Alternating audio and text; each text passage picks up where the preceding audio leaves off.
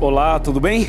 Estamos começando mais um programa Arena do Futuro, pela TV Novo Tempo, pela Rádio Novo Tempo e também para você que acompanha a gente pela internet. É um prazer estar mais uma vez contigo para o estudo de hoje, que será maravilhoso. Vamos falar sobre o juízo final, que é uma sequência do tema do programa passado, quando nós falamos sobre o santuário. Prepare o coração para o estudo da Palavra de Deus. E antes de começarmos o tema propriamente dito, eu quero lembrá-lo que nós temos um curso bíblico e lhe oferecemos gratuitamente, é um DVD chamado A Última Esperança. Esse DVD foi gravado em 5 países, foi gravado em Israel, na Terra Santa, foi gravado na ilha de Patmos, na Grécia, também na Turquia, nas 7 igrejas do Apocalipse e ainda na Itália, especialmente em Roma, e terminamos as gravações nos Estados Unidos. Esse material é riquíssimo, preciosíssimo e nós oferecemos a você totalmente grátis. É só fazer contato com a gente através do e-mail, através do telefone e nós atenderemos o seu pedido. Além do curso bíblico, nós também queremos dizer que nosso programa está nas redes sociais. Nós estamos no Twitter, @Arena do Futuro, e ainda no Facebook, facebook.com/Arena do Futuro. E o nosso blog, que está maravilhoso, você pode entrar lá, ver os vídeos, fazer seus comentários e evangelizar através dele. É só entrar no site da novotempo.com/Arena do Futuro, ok? E repito aqui o nosso grande abraço para o pessoal que acompanha a gente pela rádio também. Muito obrigado por sua presença e por sua companhia.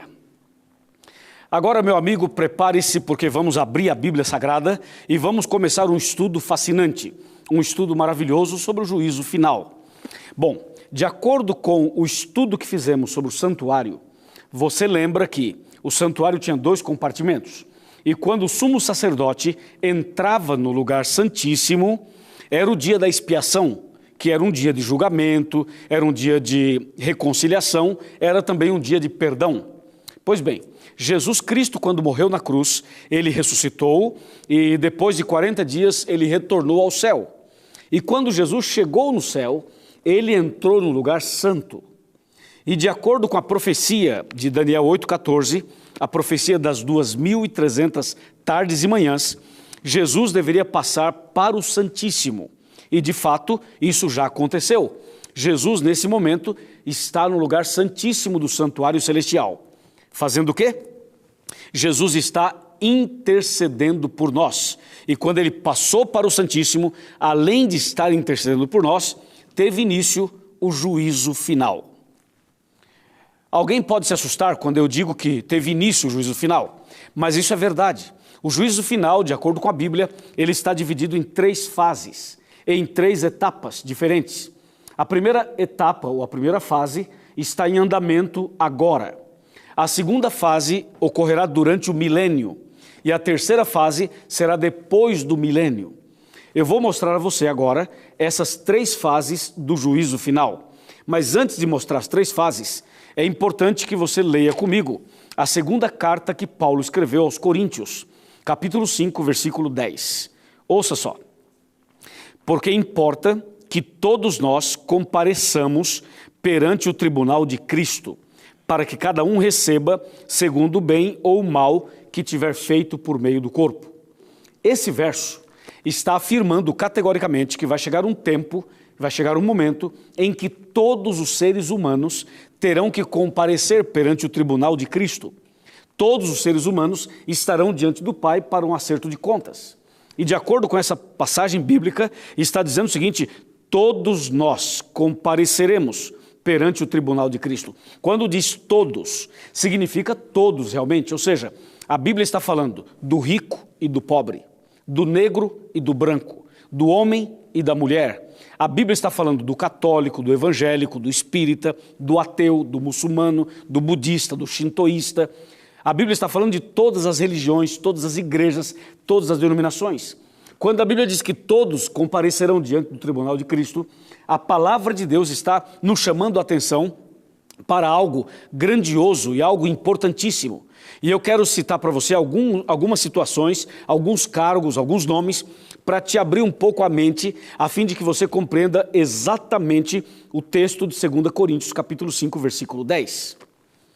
Por exemplo, todos os artistas, imagina você os artistas das novelas, os artistas dos filmes, os artistas que fazem teatro, todos os artistas um dia estarão diante de Deus para prestar contas. Mas não serão somente os artistas, os cantores também. Imagina você os cantores de todos os ritmos, de todos os estilos, todas as pessoas, os cantores, todos os famosos e os menos famosos. Todos eles estarão um dia diante de Cristo para prestar contas de tudo aquilo que fizeram. Mas não serão apenas os cantores e não apenas os artistas. Os apresentadores de televisão também, seja de um programa religioso como o nosso ou de um programa secular, como nós temos no Brasil, na América do Sul e no mundo inteiro. Todas as pessoas famosas estarão lá. Os jogadores de futebol também. Claro, todos eles, os mais famosos, os menos famosos, os que ganham muito, os que ganham pouco, todos os jogadores de futebol estarão lá. Vão prestar contas a Deus de tudo que fizeram. Entendeu? Não são apenas essas pessoas que eu mencionei. Eu poderia mencionar para você os políticos, todos os políticos, seja ele vereador, seja deputado federal ou estadual, seja ele um senador, seja ele da linha do governo, dos ministérios do governo, seja da base ou não, todos os homens públicos prestarão contas diante de Deus. Os presidentes, os reis, as rainhas, ou seja, os primeiros ministros, os homens e mulheres que tomam decisões em favor de um povo ou de um país. Resumindo, quando a Bíblia diz que todos nós compareceremos perante o tribunal de Cristo, significa todos.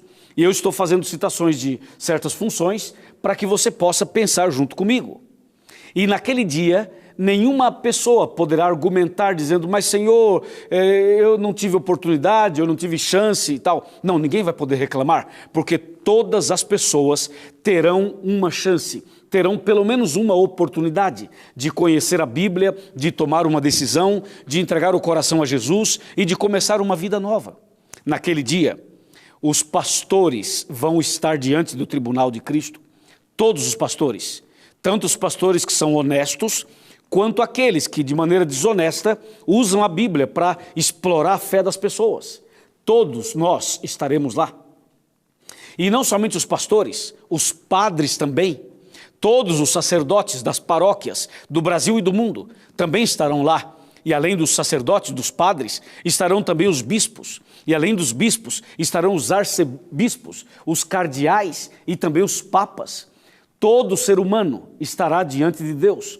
Não apenas pastores e sacerdotes, também o pai de santo, a mãe de santo, o filho do santo. Todo esse povo, todo mundo que é líder religioso de um jeito ou de outro, vai estar diante de Deus para passar por um julgamento. Você está entendendo que esse texto de 2 Coríntios 5, verso 10, é um texto que nos permite pensar de maneira muito mais ampla. Ou seja, nenhuma alma escapará desse dia. Todo ser humano, mesmo estando morto, estando vivo, estando morto, vai chegar um momento em que todo mundo vai ter que prestar contas a Deus daquilo que fez. Daquilo que fez por meio do corpo, ou bem ou mal. As pessoas honestas estarão lá, as desonestas também prestarão contas lá. Ou seja, nenhuma pessoa ficará de fora desse processo de julgamento. E já que nós vamos passar todos por esse julgamento, é importante saber como funciona. É importante saber quem é quem no juízo final e como funciona todo o julgamento de Deus, para que realmente nós possamos nos preparar. Já quero adiantar para você que o julgamento de Deus não é igual ao julgamento dos homens. Porque os homens, quando são julgados, eles tentam buscar uma brecha na lei. Você tem acompanhado aí esses últimos julgamentos, não só do mensalão, como de outras coisas mais no Brasil e fora do Brasil, quando homens públicos e homens desconhecidos são julgados. Às vezes, a pessoa que tem um pouco mais de dinheiro e de influência, ele pode até tentar uma certa manobra no processo do julgamento dele. E pode até, mesmo sendo condenado, conseguir comprar um, comprar outro. E ele pode tentar, quem sabe, resolver o seu problema usando a propina, usando sua influência e usando o dinheiro. Todavia, amigo, é importante afirmar e dizer a você de que no julgamento de Deus nada disso vai acontecer. No julgamento de Deus, as coisas serão justas, serão verdadeiras, serão sérias.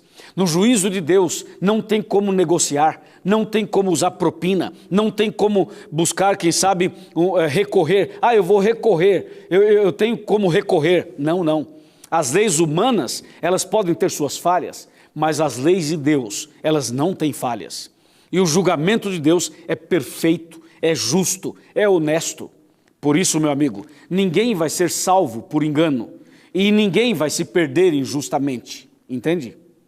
Então, diante dessa base bíblica de 2 Coríntios 5, verso 10, você agora poderá comigo entender melhor a sequência. Como será o julgamento? Qual será o procedimento? Como funciona? É isso que a gente vai ver a partir de agora nesse programa. E talvez teremos que usar mais alguns programas além desse para terminar toda a explicação a respeito do santuário e do juízo final. Agora, você precisa entender as 3 fases do juízo, para que as coisas fiquem mais claras na sua cabeça. A primeira fase do juízo aparece em Apocalipse capítulo 14. Abra sua Bíblia comigo, vamos para Apocalipse. Apocalipse 14, versos 6 e 7. Ouça só. Vi outro anjo voando pelo meio do céu, tendo um evangelho eterno para pregar aos que se assentam sobre a terra e a cada nação e tribo e língua e povo, dizendo em grande voz: temei a Deus e dai-lhe glória, pois é chegada a hora do seu juízo, e adorai aquele que fez o céu e a terra, e o mar e as fontes das águas. Veja só a frase do verso 7, dizendo: temei a Deus e dai-lhe glória, pois é chegada a hora do seu juízo. Ouviu essa frase? É chegada. Essa é uma expressão que está no presente. Outras Bíblias dizem: chegou o juízo. Mas em nenhuma você vai ler assim: chegará o juízo. Não, não. Então ouça bem isso. A Bíblia diz: é chegada, chegou a hora do juízo. Portanto, esse texto de Apocalipse está falando de um juízo atual, um juízo presente, um juízo que acontece agora. Por isso que a Bíblia fala: chegou a hora do juízo. Então aí está a primeira fase. A primeira fase é um juízo que acontece em nossos dias. É a primeira etapa do julgamento final que está exatamente agora em andamento. E onde está escrito a respeito de uma outra fase do juízo? Vamos ver agora a segunda fase do juízo. Apocalipse capítulo 20, versículo 4. Apocalipse 20, verso 4. Diz assim: vi também tronos, e nestes sentaram-se aqueles aos quais foi dada a autoridade de julgar. Vi ainda as almas dos decapitados por causa do testemunho de Jesus, bem como por causa da palavra de Deus, tantos quantos não adoraram a besta, nem tampouco a sua imagem, e não receberam a marca na fronte e na mão, e viveram e reinaram com Cristo durante 1000 anos. Veja que esse julgamento que aparece aqui, ele ocorrerá durante os 1000 anos. Entendeu? Portanto, esta é a segunda fase do juízo, durante o milênio. Lembre-se que a primeira fase está acontecendo agora, enquanto que a segunda ocorrerá durante o milênio. E lembre-se que o milênio, ele começa quando Jesus voltar. A partir da volta de Cristo começa a contagem dos 1000 anos e vai até a descida da cidade santa, Nova Jerusalém. Durante esse milênio, é justamente aí que vai acontecer a segunda fase do juízo. Ok? Agora vamos ver na Bíblia a terceira fase do juízo, terceira e última fase. Está em Mateus, capítulo 25. Evangelho de Mateus, capítulo 25, versículo 34 e 41. Diz assim: então dirá o rei aos que estiverem à sua direita: vinde benditos de meu Pai, entrai na posse do reino que vos está preparado desde a fundação do mundo. E agora o verso 41. Então o rei dirá também aos que estiverem à sua esquerda: apartai-vos de mim, malditos, para o fogo eterno, preparado para o diabo e para os seus anjos. Aqui está a última fase do juízo. Aqui está a terceira e última fase. Quando será? Quando será essa fase? Será depois do milênio. Depois em que a cidade santa descer aqui na terra. Então, repetindo para você, o juízo final está dividido em 3 fases. A primeira está acontecendo agora. A segunda ocorrerá durante o milênio. E a terceira ocorrerá após o milênio. Essas são as 3 fases do juízo. E para você entender um pouco melhor essa ideia, Você lembra que no estudo bíblico sobre o santuário, nós vimos que quando o sumo sacerdote passava para o lugar santíssimo, era um dia de juízo, era um dia de expiação, era um dia de perdão, era um dia de reconciliação. Pois é, Jesus passou para o lugar santíssimo no santuário celestial. E quando ele passou, de acordo com a profecia, então aí começou o juízo. A primeira fase do juízo começou quando Jesus passou para o lugar santíssimo, de acordo com Daniel 8, verso 14.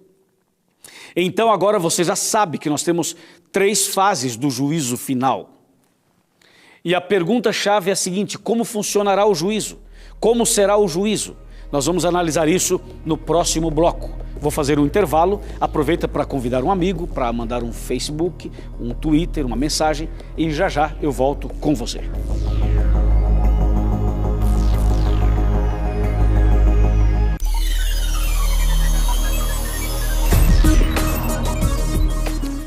Olá, já estamos de volta com o programa Arena do Futuro para o segundo bloco desse tema fascinante que é o juízo final. Agora que você tem a base das 3 fases do juízo, nós temos que agora analisar os detalhes. Está preparado? Então vamos abrir a palavra de Deus. E eu convido você a abrir comigo a palavra de Deus para ler alguns textos. Primeira questão que nós precisamos entender no contexto do juízo final. Deus vai julgar exatamente o quê? O que é que será considerado no juízo? Deus vai considerar o que a gente faz, o que a gente pensa, Deus vai considerar as intenções do coração, Deus vai julgar as caridades, as coisas boas que você fez em favor de alguém. O que é que Deus vai considerar no juízo final? Vamos abrir a Bíblia Sagrada no livro de Eclesiastes. Eclesiastes capítulo 12. Vamos abrir a Bíblia. Esse texto fica logo depois de Salmos e Provérbios. Aí você tem Eclesiastes. Eclesiastes capítulo 12, versículo 14. Está escrito assim: porque Deus há de trazer a juízo todas as obras, até as que estão escondidas, quer sejam boas, quer sejam más. Ouviu? Então esse texto responde à nossa pergunta. A pergunta foi: Deus vai considerar o que no julgamento? E aqui diz: Deus vai trazer a juízo todas as obras. Todas as obras. Ou seja, tudo que você e eu fizemos desde o nosso nascimento até o dia da morte, até o último dia de vida. Tudo que a gente fez durante a vida inteira será considerado no juízo de Deus. Agora veja só, o fato de Deus considerar as obras não significa necessariamente que você vai ser salvo pelas obras, mas as obras revelam a sua motivação, as obras revelam a sua intenção, as obras revelam o que realmente está por trás daquilo que você fez. Tem pessoas que fazem coisas boas por motivações erradas, e tem pessoas que cometem coisas erradas com boas intenções. Entendeu? Por isso, Deus vai trazer a juízo todas as obras, tudo aquilo que as pessoas fizeram, de bom e de mal. Mas Deus não vai considerar simplesmente o que foi feito, e sim o porquê foi feito ou porquê não foi feito. Porque Deus, ele não é como o ser humano. O ser humano só olha a aparência. Por exemplo, tem gente que dá uma cesta básica para uma família, ok? Dar uma cesta básica é uma boa coisa, não é? Claro que é. Mas às vezes essa pessoa que deu a cesta básica, ela tem outra intenção no coração. Às vezes ela deu a cesta básica querendo que a pessoa vote nela nas próximas eleições. Você entendeu? Então foi uma obra boa com uma intenção equivocada, uma intenção errada. Tem gente que faz às vezes uma coisa interessante em favor de alguém, mas na verdade ele não fez por amor, ele fez com outros objetivos, com outros interesses. Então quando diz a Bíblia que Deus vai trazer a juízo todas as obras, significa que Deus saberá julgar tudo o que a pessoa fez e o motivo que o levou a fazer. E só Deus sabe o que passa no coração de uma pessoa, só Deus sabe o que realmente leva alguém a fazer certas coisas. Tem gente que faz excelentes obras, tem gente que envia ajuda financeira para a pregação do Evangelho, inclusive na Novo Tempo, e não quer se identificar. Você sabia disso? Tem pessoas que não querem aparecer, dizem assim: olha, não diga que fui eu que ajudei, não fale que fui eu que dei. Ela faz isso simplesmente por amor. e não para se aparecer, e não para ser colocado numa plataforma política, ou quem sabe ser aplaudido de pé pela multidão.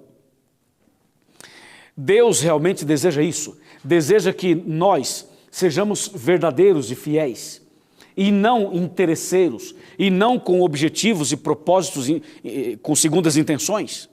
Por isso, a Bíblia Sagrada diz aqui em Eclesiastes que Deus vai trazer a juízo todas as obras, até aquelas que estão escondidas, quer sejam boas, quer sejam más. Você sabe que tem coisas boas que as pessoas fazem e que ninguém sabe. Deus vai saber julgar isso e considerar. E existem coisas ruins que as pessoas fazem que elas também escondem. Normalmente as pessoas escondem os seus pecados, não é? Normalmente a pessoa esconde aquilo que ela fez de errado, de mal, de ruim. E existem certos pecados cometidos pelos seres humanos que ninguém sabe, que ninguém imagina. São pecados praticados na calada da noite, ou quem sabe distante dos amigos e da família. São pecados que ficaram escondidos como se fosse uma sujeira embaixo do tapete. Você lembra da história de Davi? O grande rei Davi? Davi, ele cometeu vários pecados e alguns desses pecados Davi tentou escondê-los. Especialmente aquele pecado em que ele cobiçou a mulher de Urias, ele cobiçou a mulher do próximo. E depois de cobiçá-la, ele não somente fez isso, mas como mandou chamá-la, e Davi a possuiu como esposa. Ele cobiçou e ainda adulterou. E o marido daquela mulher estava na guerra lutando em favor de Israel. E enquanto o marido estava na guerra, o rei estava se deliciando com a sua esposa.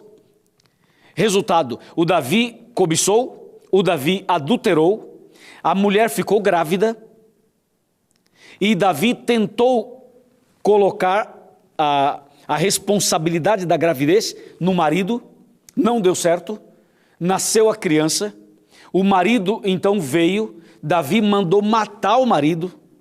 Veja quanta coisa errada aconteceu somente em um caso. Cobiça, adultério, assassinato, mentira, engano e ainda ele escondeu ou tentou esconder o pecado. Tudo isso aconteceu com Davi. E Davi, por muito tempo, escondeu esse pecado. Foi como se ele tivesse feito uma limpeza na sua casa e jogado a sujeira embaixo do tapete. Aparentemente estava tudo bem, quando na verdade não estava. Até aquele dia em que o profeta Natã foi à casa real, ao palácio do rei Davi, e o profeta Natã chamou a atenção dele e disse assim: Davi, você cometeu tal e tal pecado. E Davi então recebe aquela notícia como um impacto. E o profeta Natã diz assim: Davi, você é esse homem, tu és o homem que cometeu tal pecado. E somente depois desse momento é que o Davi se arrependeu. E quando Davi se arrependeu, o Davi caiu de joelhos e ele fez uma oração. Uma das orações mais lindas que tem na Bíblia foi feita por Davi. É o Salmo 51. Já leu isso?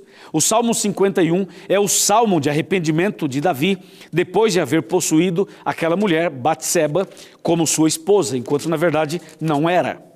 Veja aqui o Salmo 51, eu vou ler apenas 2 ou 3 versículos. Salmo 51, verso 1 diz assim: Compadece-te de mim, ó Deus, segundo a tua benignidade e segundo a multidão das tuas misericórdias. Apaga as minhas transgressões. Olha agora o versículo 7. Ele fala assim: purifica-me com isopo e ficarei limpo. Lava-me e ficarei mais alvo que a neve. Olha o verso 10. Ele diz: cria em mim, ó Deus, um coração puro e renova dentro de mim um espírito inabalável. Essa oração foi feita por Davi logo depois que ele se arrependeu da cobiça, do adultério e do assassinato e das mentiras e enganos que ele havia praticado. Eu estou pregando nesse momento para um homem que está traindo a esposa. Estou falando com você, meu amigo. Você que andou traindo sua esposa. Você que andou saindo por aí com outra pessoa. Eu estou falando também com uma mulher que está traindo o marido. Eu estou falando com você que não tem sido fiel ao seu cônjuge. Você que já adulterou por aí e escondeu esse pecado, ninguém sabe que você fez isso. Mesmo ninguém sabendo que você fez isso, eu quero que você entenda que Deus sabe. Deus sabe o que aconteceu. Então, qual deve ser a sua decisão? Qual deve ser a sua postura agora? A sua postura deveria ser como de Davi. cair de joelhos, fazer uma oração, confessar os pecados para Deus e pedir perdão.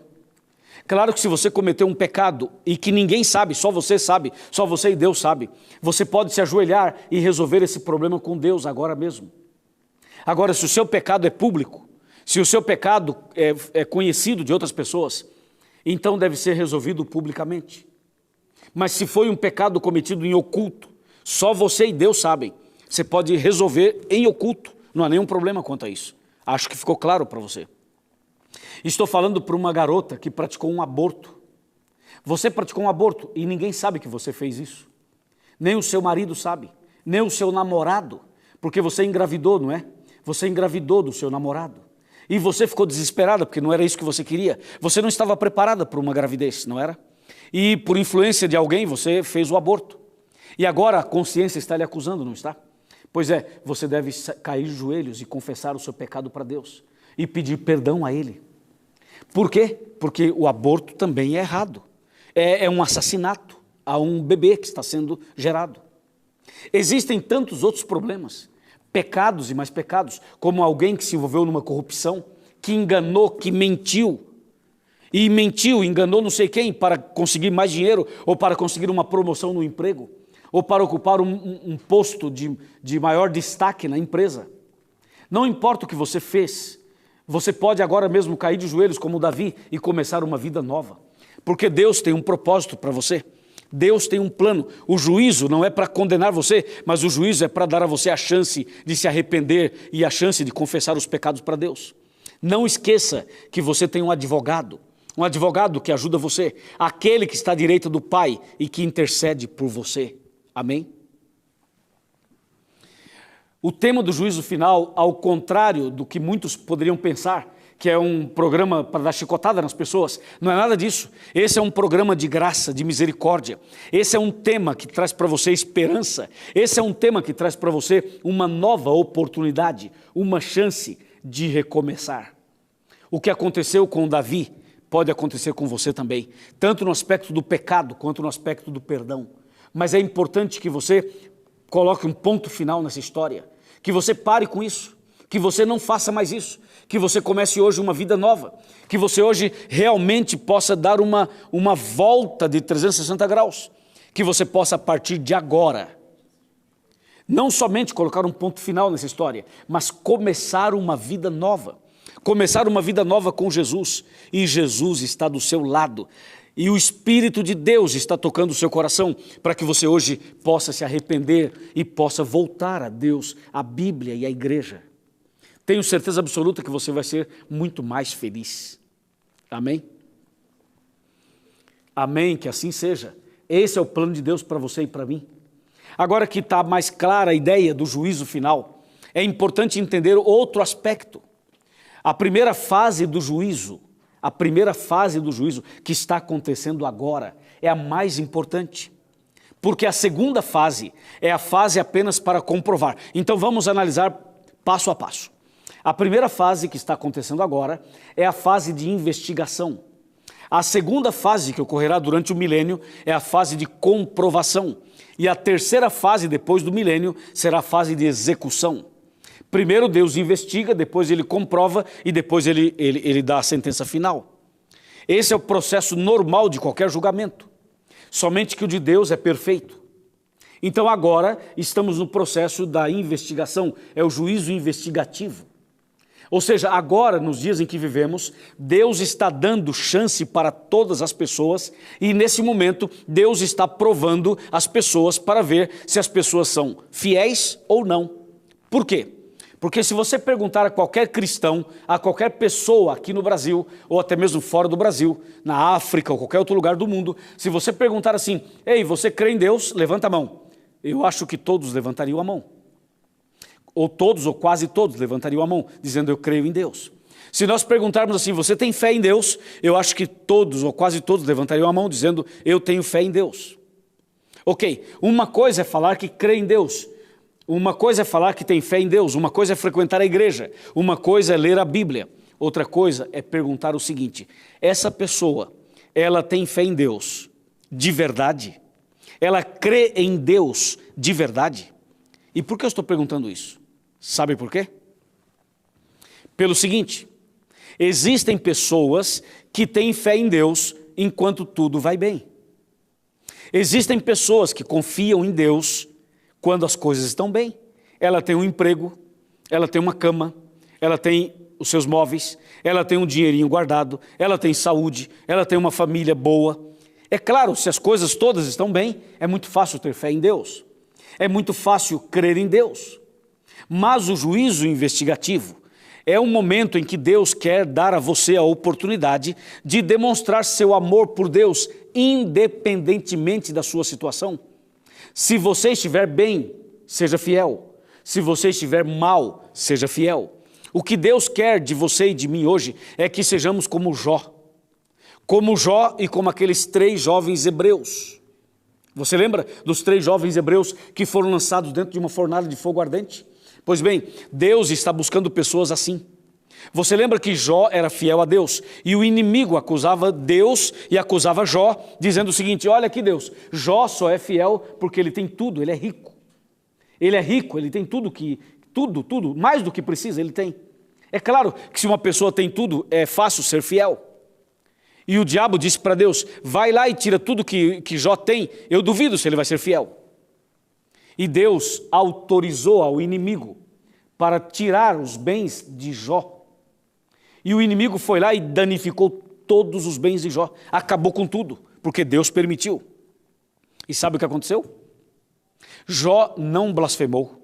Jó não se revoltou contra Deus, Jó não abandonou a fé, Jó não abandonou a igreja, Jó não ficou chateado com Deus, Jó adorou a Deus.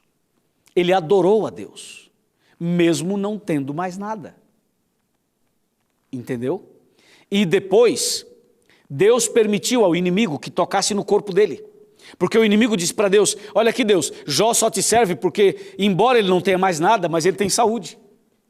Deus falou assim: não, você está enganado, Satanás. Sabe por que Jó me serve? Porque ele me ama. Quer ver? Vai lá e tira a saúde dele. Pode tirar a saúde de Jó, eu deixo você tirar, só que você não pode matá-lo. Eu não permito que você o mate. E o inimigo foi lá e tocou no corpo de Jó. E Jó ficou doente da cabeça aos pés. Ficou uma ferida só, como úlceras e cânceres, no corpo todo, da cabeça aos pés. Isso é incrível, não é? E sabe o que aconteceu? Aconteceu algo incrível. Jó estava sem nada, não tinha nenhum bem material, não tinha saúde, perdeu tudo, mas não perdeu o mais importante: a fé, a confiança em Deus. Jó foi provado e aprovado. Jó passou por toda esta situação e permaneceu firme, permaneceu de pé. Resultado? Mais na frente, Deus lhe deu em dobro tudo que ele tinha. Deus restituiu tudo que ele tinha. Louvado seja Deus. Amém? É isso, meu amigo. Vale a pena ser fiel. E estamos vivendo no tempo do juízo de investigação. E você, está firme? Tem sido fiel? Confia em Deus nos momentos bons e nos momentos ruins? Eu vou fazer um intervalo agora e logo depois a gente vai voltar para entender melhor o processo, a sequência, o andamento do juízo final. Até já.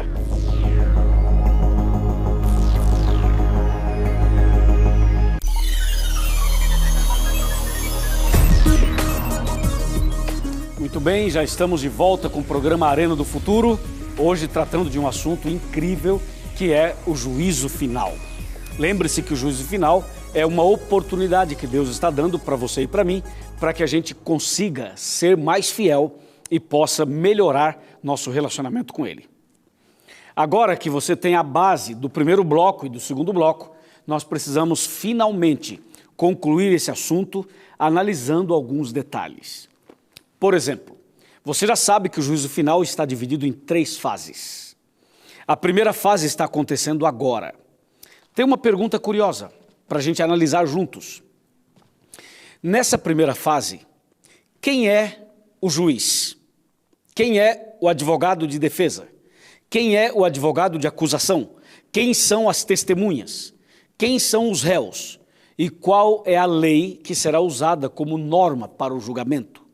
São 6 detalhes, seis funções que nós temos que descobrir na Bíblia e preenchê-las. Vamos analisar agora uma a uma, para que você entenda. Isso estou me referindo à primeira fase do juízo, porque com respeito à segunda e à terceira, nós vamos ter que ver num outro programa.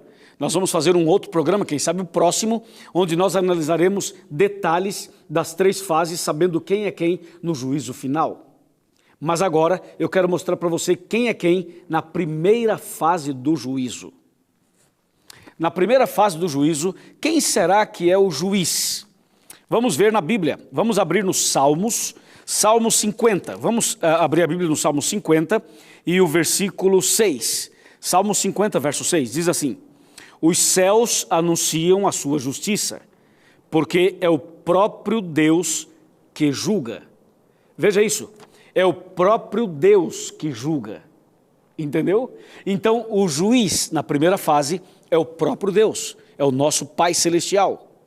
E quando você vai para Daniel, veja o que diz o profeta Daniel, capítulo 7 em Daniel, vamos lá, Daniel está logo depois de Ezequiel. Daniel, capítulo 7, versos 9 e 10, está escrito assim: continuei olhando até que foram postos uns tronos, e o ancião de dia se assentou. Sua veste era branca como a neve, e os cabelos da cabeça como a pura lã. O seu rosto, ou o seu trono, melhor, eram chamas de fogo, e as suas rodas fogo ardente. Um rio de fogo manava e saía diante dele. Milhares e milhares o serviam, e miríades estavam diante dele. Assentou-se o tribunal e abriram-se os livros. Na primeira parte do verso 9, fala assim: e foram postos uns tronos, e o ancião de dias se assentou. Esse ancião de dias que aparece aqui é o próprio Deus, o Pai, o Criador, o Pai de Jesus Cristo. Então, na primeira fase do juízo, Deus, o Pai, é o juiz, ok? Muito bem. Se Deus, o Pai, é o juiz, quem seria o advogado de defesa? Aquele que intercederia por nós. Vamos ver o que diz aqui na primeira carta de São João, 1 João capítulo 2, versículo 4. Olha só que texto incrível esse daqui. Capítulo 2, 1 João 2, verso 1, na verdade. 1 João capítulo 2, verso 1. Está escrito: filhinhos meus, estas coisas vos escrevo, para que não pequeis. Se todavia alguém pecar, temos advogado junto ao Pai, Jesus Cristo, o justo. Uau, esse versículo é maravilhoso. Ele diz que nós temos um advogado junto ao Pai. Esse advogado é Jesus Cristo. Então, na primeira fase do juízo final, Deus, o Pai, é o juiz e Jesus Cristo, o Filho, é o advogado. Então, você sabe que você tem um advogado, você pode contar com ele. Você pode contar com o advogado enquanto a porta da graça estiver aberta.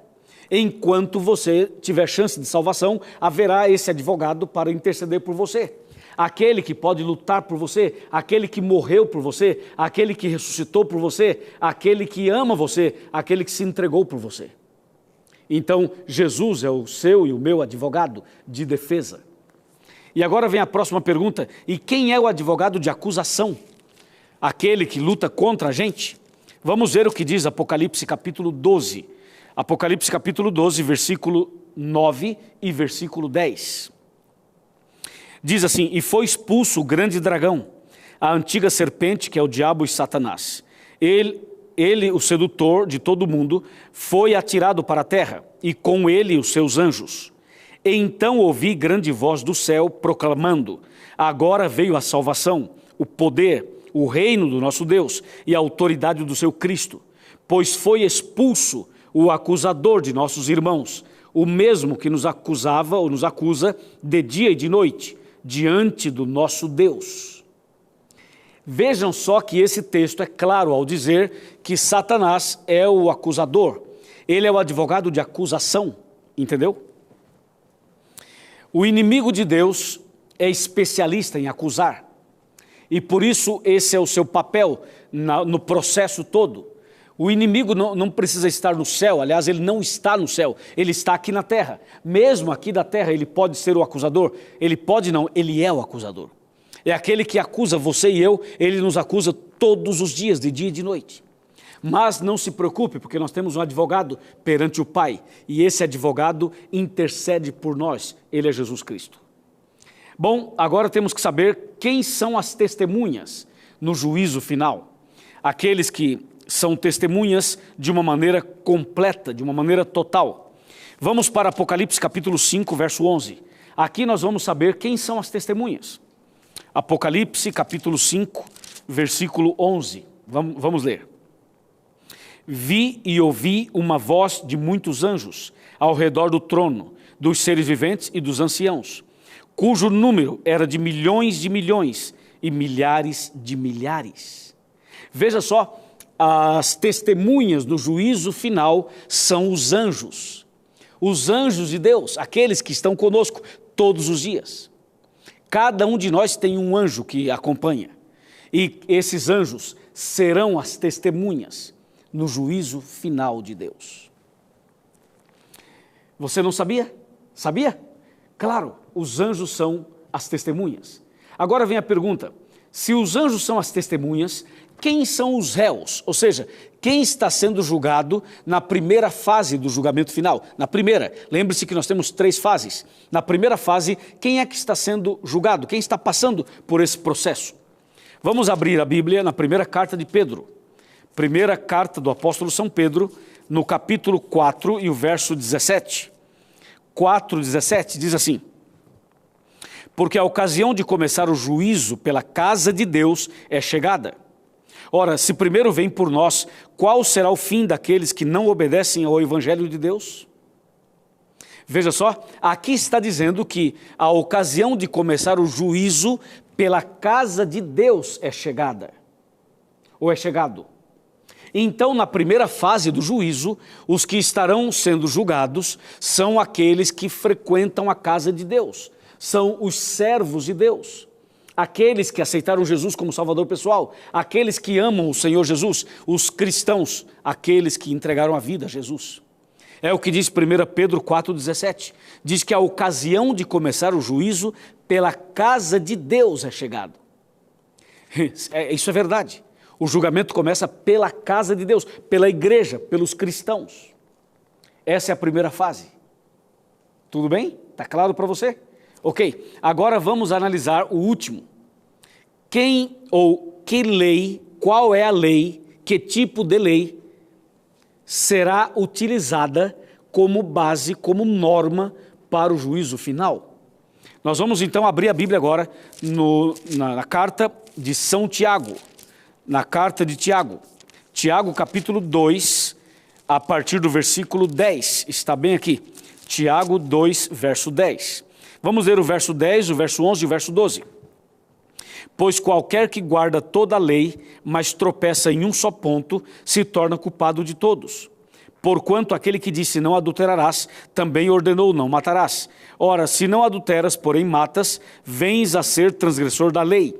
Falai de tal maneira e de tal maneira procedei, como aqueles que hão de ser julgados pela lei da liberdade. Ficou claro para você? A lei da liberdade são os 10 mandamentos. Por isso, a lei usada para o juízo final é a lei dos 10 mandamentos. Aqueles mandamentos escritos pelo dedo de Deus. Está lembrado? Então, completamos o quadro. Vamos ver se ficou claro para você. Primeiro, quem é o juiz na primeira fase? Vai, responde para mim, quem vai ser o juiz? Na primeira fase, quem está sendo o juiz? Claro, é Deus, muito bem. Quem é o advogado de defesa? É Jesus Cristo, ok? Parabéns. Quem é o advogado de acusação? É Satanás, entendeu? Está claro. Quem são as testemunhas? As testemunhas são os anjos, muito bem.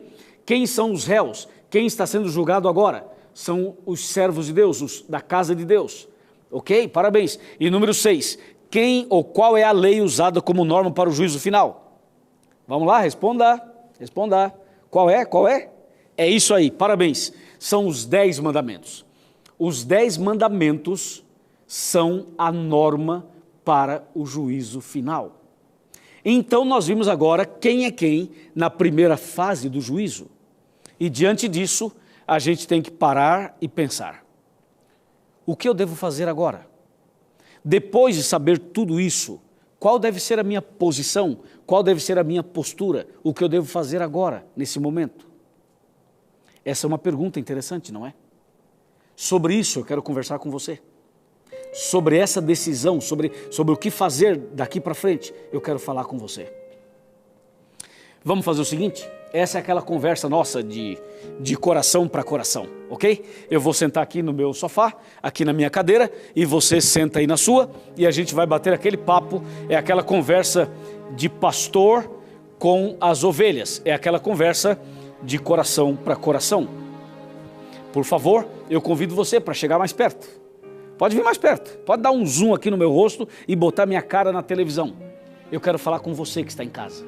Com você que está no hotel, com você que está na oficina, você que está no escritório, você que está em qualquer ambiente, ou na TV, ou no rádio, ou na internet, não importa, presta atenção agora nessa última palavra que eu tenho para você.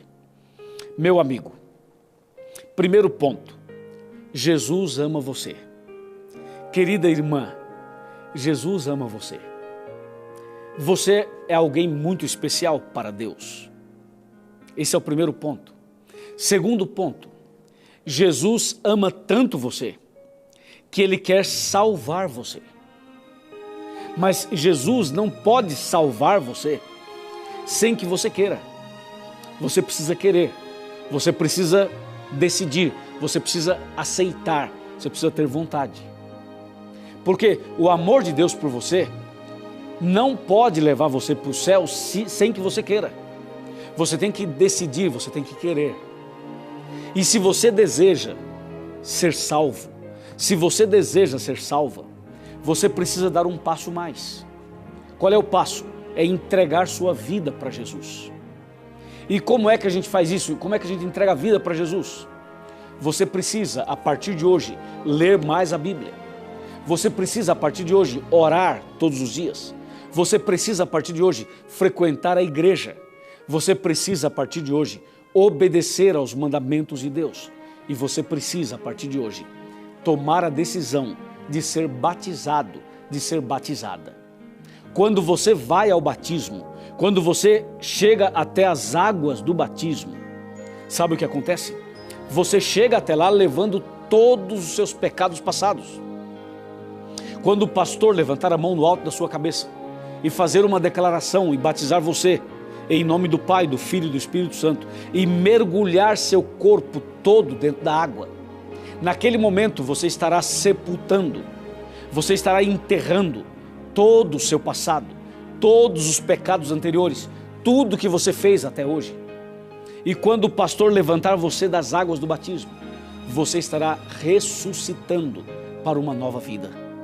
Entendeu a beleza do batismo? Por isso que eu quero chamar você agora para que você seja batizado também. Eu quero convidar você para você ser batizado, para você sepultar todos os seus pecados e para você começar uma vida nova. Somente assim os seus pecados todos serão perdoados a partir da hora que você se arrepender, confessar os pecados, claro, abandoná-los e sepultá-los. Sepultá-los através do batismo. E esse é um passo, essa é uma decisão fundamental nesse processo de preparação para a volta de Cristo e para o juízo final. Você deseja ser batizado? Você gostaria de se preparar para o batismo? Sim ou não? Eu creio que sim. Se você quer ser batizado em breve, se você quer ser membro da Igreja Adventista, se você quer dar um passo de fé e você quer nascer de novo e sepultar todos os pecados e começar uma vida nova, eu quero convidar você agora a orar comigo. Eu quero pedir para você pegar essa cadeira, você está numa cadeira, não está? Pega a cadeira e põe bem pertinho da televisão. Vem aqui, pega a cadeira, põe bem pertinho da televisão, bem pertinho de mim. Ou então o sofá, puxa o sofá, chega bem pertinho da televisão. Porque eu quero fazer uma oração por você agora. Eu quero que você segure na minha mão. Você pode segurar na minha mão? Você, quem sabe, pode colocar a sua mão aqui junto com a minha? Pode colocar. É só um gesto carinhoso, uma maneira carinhosa que eu estou fazendo para você colocar a mão aqui na minha mão. Dá para fazer isso? Coloque a mão aqui. Vamos, rapaz, coloca a mão aqui. Coloca a mão aqui, irmã. Eu vou orar por você e Deus vai abençoar você agora. Fecha os olhos, vamos orar. Querido Pai Celestial, obrigado pelo programa de hoje. Obrigado por saber que Jesus é o nosso advogado. E obrigado porque essa pessoa está colocando a mão junto com a minha, tomando a decisão de ser batizada. Senhor, eu entrego essa pessoa nas tuas mãos. Esta mulher, este homem, esta família, este jovem, para que a partir de hoje ele comece uma vida nova e possa procurar a igreja e ser batizado, ser batizada e começar hoje uma vida diferente com Cristo Jesus. Eu entrego essa pessoa nas tuas mãos. Derrama sobre ela o teu Santo Espírito, em nome de Jesus. Amém.